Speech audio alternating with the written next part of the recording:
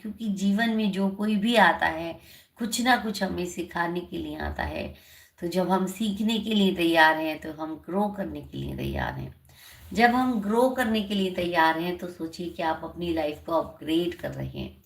अगर आपकी ग्रोथ रुक गई है, आप स्टक फील कर रहे हैं, तो लर्निंग शुरू कर दीजिए। अगर करियर में स्टकनेस है, तो कुछ न्यू स्किल आप अपने करियर में सीख सकते हैं, ताकि आपकी ग्रोथ जो है वो फिर से चालू हो जाए।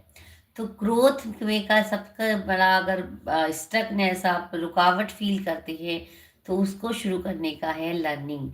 कुछ ना कुछ सीखते रहो, और जीवन सीखने के लिए है। जब आप सीखते रहते हैं, तो आपकी ग्रोथ कंटिन्यू रहती है।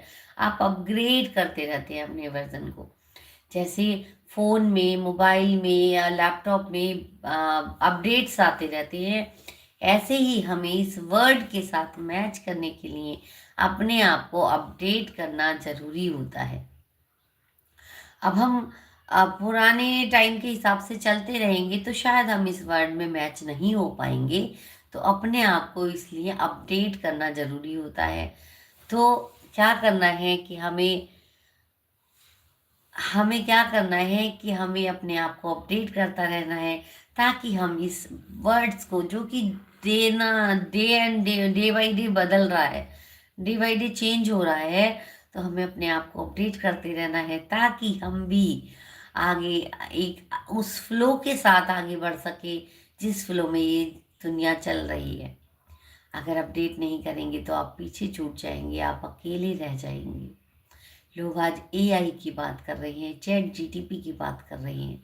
अगर नहीं सीखोगे, तो आपको कोई नहीं पूछेगा। इसलिए जो भी ये काम कर रहे हो, जैसे भी कर रहे हो, वहीं पे कुछ ना कुछ अपनी स्किल में, कैरियर में ऐड करते रहो। कुछ ना कुछ लर्निंग करते रहो, तो आप समय के साथ साथ आगे बढ़ते रहोगे। Thank you, thank you, thank you so much universe, मेरी लाइफ में आज का ब्यूटीफुल सा दिन देने के लिए। आज संडे है, मोस्ट ऑफ द पीपल्स की जो है वो छुट्टी होती है, हॉलीडे होता है। तो संडे को एक रिलैक्सेशन डे बनाइए, और अपने आने वाले वीक की प्रोग्रामिंग कीजिए, अपनी प्रायोरिटीज़ को फाइनलाइज कीजिए कि आपका आने वाला वीक कैसा जाने वाला है।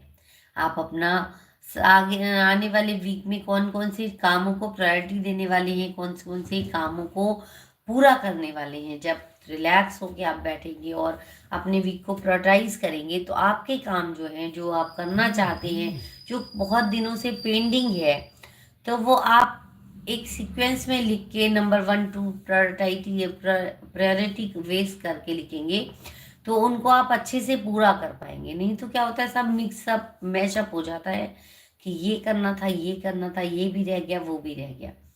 तो जब हम उनको प्रायोरिटी के बेस पर नंबर दे के लिखते हैं कि सबसे पहले ये जरूरी है, फिर ये जरूरी है, फिर ये जरूरी, तो आपका माइंड भी सॉर्टेड होता है कि हाँ, मुझे ये करना है, स्टेप बाय स्टेप, और वो 1 to 1 जंप करता चला जाता है। जैसे स्टेयर पर हम चढ़ते चले जाते हैं ना, ऐसे ही जब हमने माइंड को एक रोड मैप दे दिया कि अब हमें ये करना है, अब ये करना है, इस वीक में मुझे ये काम पूरा करना है, तो वो आप पजल होने के बजाय, टाइम वेस्ट करने के बजाय सीधा अपने काम पर फोकस लगाएंगे। और जब आप काम पे फोकस लगाएंगे, तो आपका काम जो है वो बहुत जल्दी पूरा होगा, और आप बहुत रिलैक्स फील करेंगे। क्योंकि माइंड में 100 थॉट्स चलते रहते, कितने थॉट्स हम दिन में सोचते रहते हैं। तो जब तक उसको क्लियरिटी नहीं दोगे माइंड को कि हम क्या करना है, कैसे आगे बढ़ना है, तब तक वो पजल रहेगा।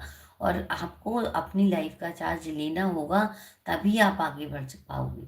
अगर आप अपनी लाइफ का चार्ज नहीं लेने को तैयार हो, तो किसी को ब्लेम मत करना, क्योंकि ये रेस्पॉन्सिबिलिटी हमारी लाइफ है, तो हमारी रेस्पॉन्सिबिलिटी है। When we are responsible, we take charge of our feeling, thoughts और बिलीव और एक्शंस, देन वी ग्रो। जब हम अपने फीलिंग, थॉट्स, बिलीव और एक्शन को कंट्रोल कर लेते हैं, तो हमारी लाइफ हमारे कंट्रोल में होती है। हमारी लाइफ सिचुएशंस के कंट्रोल में नहीं होती है। जैसे एडिक्शन होता है किसी चीज़ का, तो एडिक्शन आपको कंट्रोल करता है, आप उसको कंट्रोल नहीं करते, क्योंकि आपने अपनी एनर्जी को हाई नहीं किया है।